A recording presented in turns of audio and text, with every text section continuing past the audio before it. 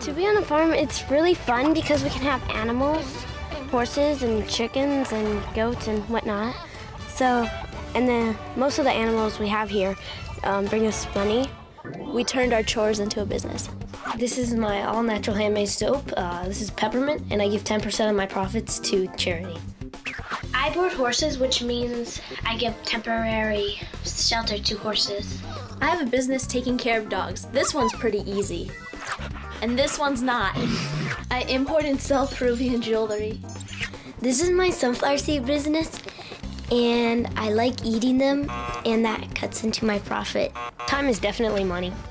The meaning of that is that you can't just waste time, because if you think about it, if you're wasting time just playing video games, whatever, you could be working on a business and making money instead of just wasting your time playing video games. I mean, it's not that important if you get a high score. It's more important to save for your future and actually have money to be proud of. I had a dog walking business, and I also had a paper route. I walked dogs and did my paper route at the same time and made double the money.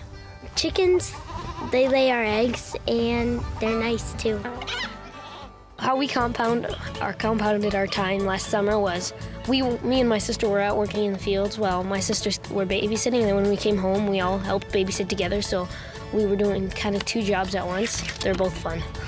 If you can do 2 businesses at once, yes, you can. Like, Alanya was doing her seed business and also doing the popcorn business at the same time. And I can do the goat business, and I can board a horse at the same time. And this way, we're compounding time. Every year, we write up a family budget, and we talk about what we're gonna spend, and we normally don't spend more than what we need, and we always plan out if we need to spend money, how we're gonna do it. I like the getting money part.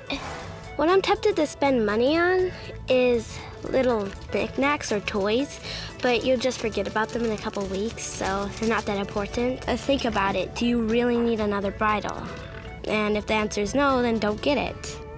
I don't need another bridle.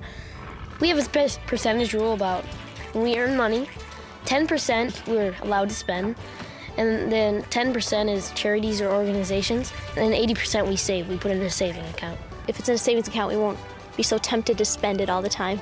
Having a bunch of businesses will help me reach my savings goal. Right now with my earnings, I'm trying to pass out my brother and sister.